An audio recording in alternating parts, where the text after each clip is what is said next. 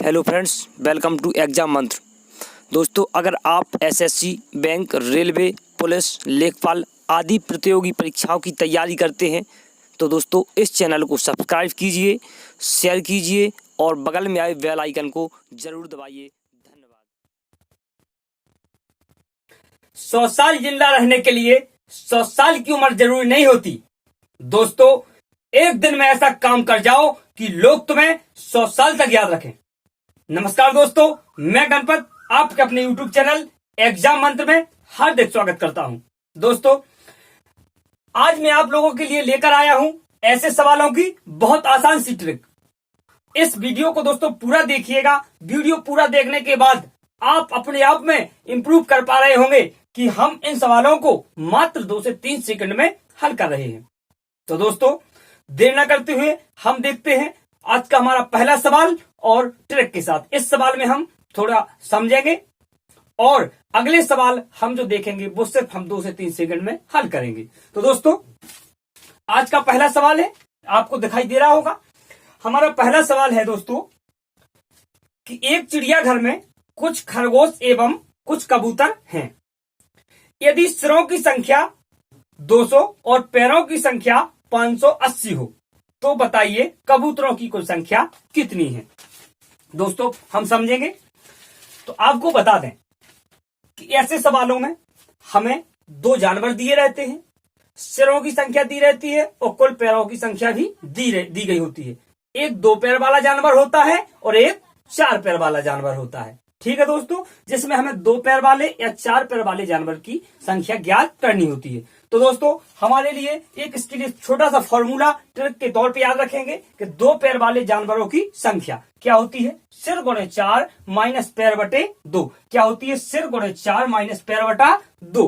अब सवाल हमारा पहला कह रहा है कि सिरों की कुल संख्या कितनी है, 200। तो सिरों की संख्या कितनी है, 200। तो सिरों की जगह रख देंगे 200 गुणे 4 माइनस पैरों की संख्या 580 है। तो पैर की जगह कितना रख देंगे, 580 बटे कितने अपने 2।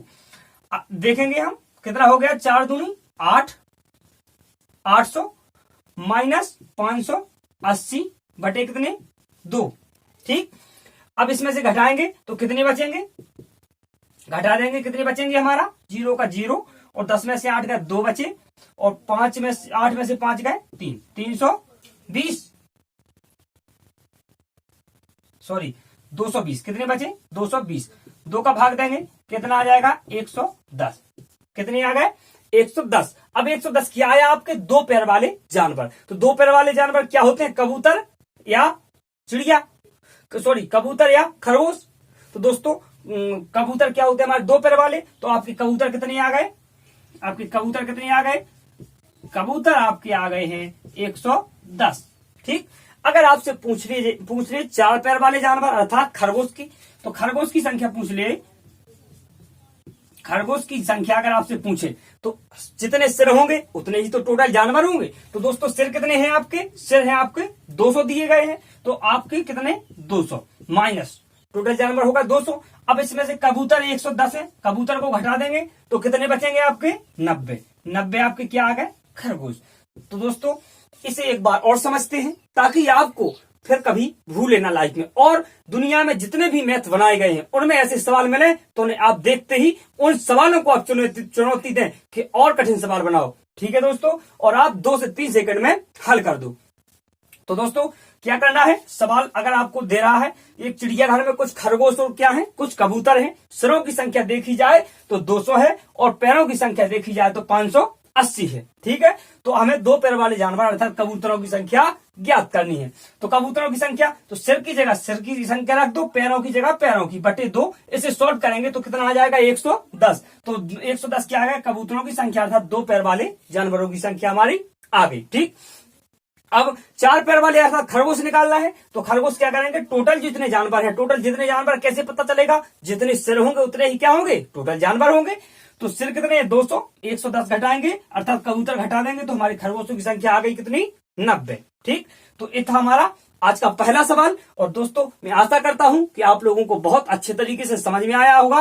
दोस्तों, अगर आप चाहते हैं कि ऐसे ही सवाल ऐसे ही अच्छे अच्छे सवालों की शॉर्ट ट्रिक मैं आप लोगों के लिए लेकर आऊं। तो दोस्तों आप कमेंट बॉक्स में लिखकर हमें जरूर बताइए और इस वीडियो को शेयर कीजिए, इतना शेयर कीजिए कि उन सभी छात्रों तक पहुंच जाए जो ऐसे सवालों को हल करने से डरते थे। ठीक है दोस्तों, अब हम इसे मिटा देते हैं। इसे मिटाने के बाद हम देखते हैं हमारा दूसरा प्रश्न। तो हमारा दूसरा प्रश्न है कि एक चिड़ियाघर में कुछ बाघ एवं मोर हैं। एक चिड़ियाघर में क्या है, कुछ बाघ एवं मोर हैं, एक ही दरबे में रखे गए हैं। जब एक ही दरबे में रखे जाएंगे, अब बात क्या कह रहे हैं कि जब उनके सिरों की संख्या गिनी जाती है तब उनकी संख्या 200 होती है। जब सिर गिनना है तो कितनी संख्या, 200, एवं जब उनके पैरों को गिना जाता है तब वह संख्या 700 होती है। तो वह बताइए कि बाघ कितने थे। अब इसने पूछ लिया 4 पैर वाले जानवर। ठीक है दोस्तों, तो बात किसकी बात कर रहे हैं, बाघ कितने हैं। तो दोस्तों सबसे पहले देखना है हमें सिर। तो सिर कितने देगा हमें टोटल, उनके सिरों की संख्या कितनी है, सिरों को गिना जाता है तो संख्या 200। कितनी है, 200 गुणा कितनी, 4 माइनस जब उनके पैरों को गिना जाता है तो संख्या कितनी है, 700 बटे 2। दोस्तों इतना तो जानते ही हैं कि सिर कम होते हैं और जितने जानवर होंगे उतने सिर होंगे और पैरों की संख्या उनसे ज्यादा होगी। अब हमें क्या निकलता है, 2 पैर वाले जानवर, अर्थात इनसे क्या निकलेगी, आपकी मोर की संख्या निकलेगी। किसकी संख्या निकलेगी, मोर की। ठीक, अब देखते हैं कितने मोर निकलते हैं हमारे। 4 दूनी 800 माइनस 700 बटे 2, कितना बचा, कितने बचे, 100 बटे 2, अर्थात कितनी आ गई, 50। मोर की संख्या कितनी आ गई, 50। यहां पे लिख देते हैं हम आपको समझने के लिए। तो मोर की जो संख्या आ गई वो कितनी आ गई, 50। पूछा क्या है, बाघ की संख्या पूछिए आपसे, बाघ की संख्या।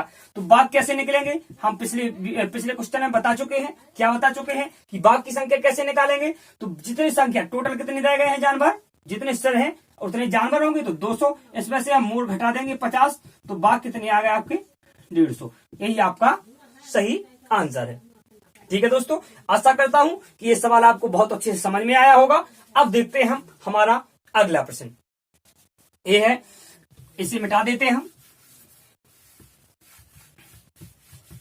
अगला प्रश्न देखते हैं हम दोस्तों। तो हमारा अगला प्रश्न है, किसी व्यक्ति के पास कुछ मुर्गियां और गाय हैं। अब बात आती है मुर्गी और गाय की।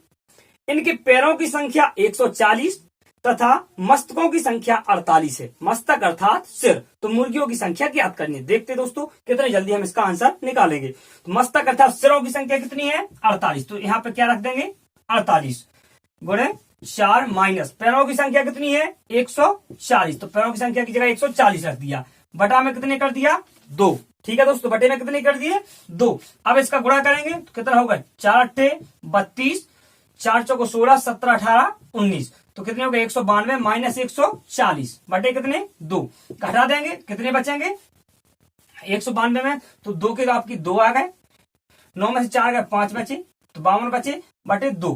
काट देंगे तो कितना आ जाएगा, 26। अर्थात मुर्गी के पैर कितने होते हैं, 2।